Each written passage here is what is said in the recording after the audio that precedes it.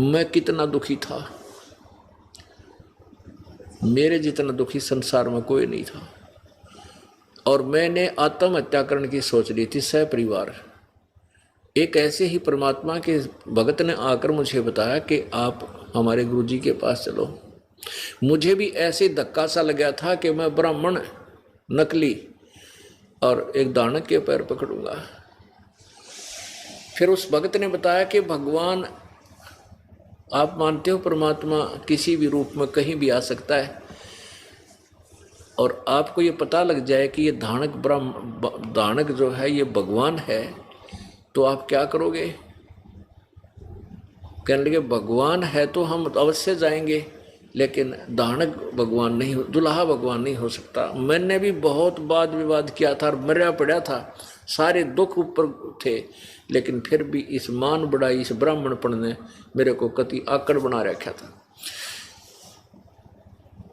मेरे सामने कोई विकल्प नहीं रहा मृत्यु के अतिरिक्त। तब मैंने उस भगत की बात को स्वीकार किया और परमेश्वर कबीर जी के चरणों में गया।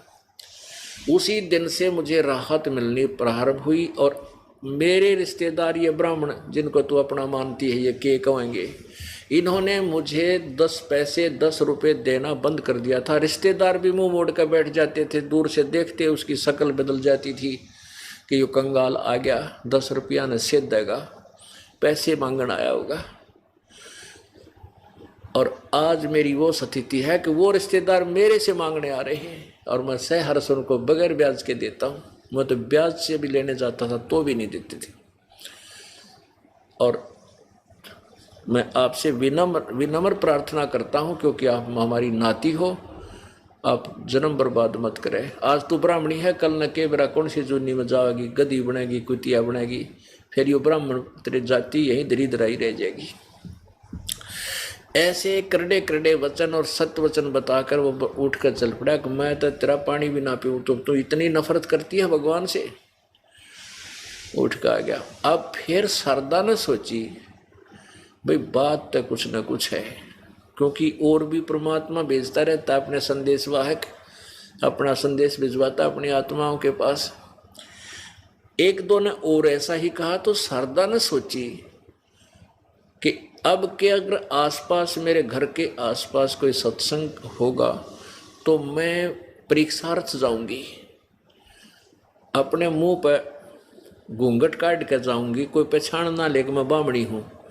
क्योंकि कबीर परमात्मा के पास तो अधिकतर जुलाहे लोग या अन्य छोटे मोटे जो गरीब से व्यक्ति होते थे, दूसरी जाति वाले, वह भी आते थे। तो उसने सोचा कि मैं अपना ऐसा वेशभूषा बनाकर जाऊंगी, मुझे पहचान ना ले कोई कि ब्राह्मणी आ गई। और यदि कबीर जी ने मेरे सिर पे हाथ रखा और मैं स्वस्थ होगी, मुझे राहत मिल गई, तो मैं शरण पकड़ लूंगी, समाज न नहीं देखूंगी। अब परमात्मा कहते हैं सो चल छिद्र मैं करूं अपने जन के काज। अरण्यक सिपू जो मार दूं नरसिंह धर लूं साज। तो उस परमात्मा का संदेशा मिला शारदा को। क्या मिला कि शारदा आज यहाँ एक कबीर नाम का संत आ रहा है और वो सत्संग करेगा, चल लगी सत्संग में। अब उसके तो कान खड़े हो गए। उसको तो कह दिया कि ना हम ना जाया करना दानका के सत्संग में, हम तो ब्राह्मण हैं। फिर उसने क्या किया कि